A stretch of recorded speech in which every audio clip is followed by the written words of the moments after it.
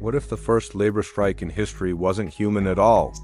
Long before empires, the Igigi, the younger gods, were forced to dig canals, haul soil, and bear the burdens of the Anunnaki. But after endless toil, they rebelled. The heavens shook with their cry. Enough of this work. And the gods responded with a terrifying answer. They created us. Humanity, a replacement race. Born from rebellion, it's me. And today we're going to look into a lost world of gods and men, forgotten lore, and the fascinating tale of how humanity was created to become slaves to the gods. As always, some warnings before we start. Nothing in mythology is ever straightforward, especially with Sumerian sources. There are different versions, characters with shifting roles, and sometimes even contradictions. I'll do my best to sort it out. But if you spot anything I missed, please share it below. This is sensitive material, so your insight helps everyone. Second, this isn't your standard creation myth. It's not about a single moment in time, but about how things came to be the way they are. It's a story of why we are the way we are. To get it straight, we need to know about two epics, the 18th dynasty Atrahasis and the 17th dynasty Enūma Eliš. Both were written in Mesopotamia, but centuries apart. So they show how stories evolve. This will be the basis of today's myth. First, a quick breakdown of the terms. We've got Igigi, Anunnaki, Enlil, and Nintu. Later, we'll meet Kingu and Marduk. Everyone has a role, and the job of the gods was to keep the universe running smoothly. It wasn't easy, so they passed laws and made pacts with humanity. We'll hear about some of those later. In the beginning, only the elder gods existed. The Anunnaki, who lived in the underworld, kept everything working. Then Enlil, god of wind, air, storms, and earth, decided he needed help. He summoned the Igigi, the younger gods, and set them to work helping with the upkeep of the universe. The Anunnaki wanted it all to be perfect, the best it could be. And for many years, the Igigi worked diligently. They constructed temples, maintained the balance of the world, and did everything they were asked, at least at first. As the centuries passed, the Igigi got tired. Working day and night took its toll. There was no rest. There was no freedom. Life became harder and harder. And without any time to relax, the Igigi began to resent their lives under the rule of the Anunnaki. The tension built until finally the Igigi could bear it no longer. They had had enough. The Igigi confronted Enlil and told him they couldn't continue working. They demanded the right to rest, to enjoy life and have fun. They wouldn't take it anymore. And Enlil heard their complaints, but he didn't agree. He didn't want to give them a break. Maybe he was worried that if the Igigi stopped working, the world would fall into chaos. Maybe he was just selfish. Whatever the reason, he told the Igigi they had to keep working. There was no alternative. And so the Igigi went on strike. They blocked the doors to Enlil's house. They sat outside and refused to budge. They wanted their freedom. They wanted their lives back. But Enlil was determined not to give in. He called the other gods to his side, and together they hatched a plan to punish the Igigi. In the Epic of Atrahasis, the gods made a pact with the Igigi. They promised to create a new race of beings, one that could do all the work the gods needed done.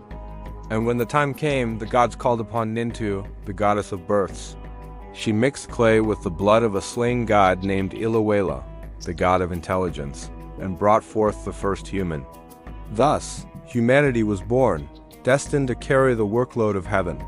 In the Babylonian epic, Enūma Eliš, the gods had a different idea. After the defeat of the chaos dragon Tiamat, Kingu, her champion, was captured. The gods executed him, and from his blood they fashioned humankind. In both versions, the purpose was the same. Humans would relieve the gods of their burden.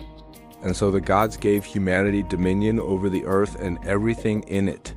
They settled into cities and began to grow in number. The next few centuries passed peacefully, or so the stories go. The gods prospered and humanity flourished. But as the generations passed, humankind became a nuisance. They were noisy, numerous, and constantly getting under the gods' feet. The gods grew irritated and held a meeting. They realized they had made a mistake. Creating humanity had been an error, so they sent plagues, famines, and droughts. They made life difficult for humans in every way they could. But still, humans didn't leave. They struggled on, hoping for better days. Seeing this, the gods felt pity. They understood that although they had created humans to serve them, they had also given them the spark of independence. The humans weren't quite ready to die yet, and so the gods made a final decision. They would try one more time to fix the problems caused by humanity. The gods unleashed the great flood. Storms raged, winds blew, and rain poured. Rivers overflowed and seas swelled. Waves crashed and broke, sweeping away everything in their path. Under the orders of Enlil, no one was spared. Humans big and small, good and bad, male and female, young and old, all were washed away. Only a handful survived, taking refuge on board the boat of Utnapishtim, the only human to whom immortality was granted. After the floodwaters receded, Utnapishtim and his family stepped off the boat and looked around. Everything was new, everything was fresh, everything was perfect. The gods saw this and knew that now they could start over. Now they could create a new world. The cycle had begun anew. Now let's think about this for a second. Why did the gods create humans? Because they were bored, because they needed someone to watch over, because they wanted someone to worship them, or because they were about to make a huge mistake. The gods had planned to wipe out the Igigi, but instead created humans who would serve as a replacement race, continuing the work of the gods, but in a new way. Humans would bring order to the world while the gods would remain distant, watching over their creation. But humans weren't the only ones to suffer. The Igigi were gone too. What happened to them? Did the gods destroy them? Forget about them? Or did they hide them somewhere, waiting for the right moment to reveal themselves again? The true story of the Igigi may be lost forever. As the centuries passed, the memories faded and the gods became more distant. Humans forgot about the strike, and the gods became more distant. Humans forgot about the strike and the flood, and the gods took their place as rulers of the universe. The earth was theirs, the humans and the gods, and nothing would ever change. Or maybe everything was just beginning. Thank you so much for watching. Which version did you find more interesting? Do you think the Ikigai were truly gods? And what about the flood? Do you think it's a metaphor for a great purification? Or do you believe it really happened as described in the epics?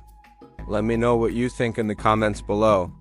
If you liked this video, don't forget to leave a thumbs up, subscribe, and hit the bell icon to stay informed about our latest releases. And if you want to dive deeper into the hidden histories of our world, check out the recommended videos in the description. Thanks again for joining us, and we'll see you soon.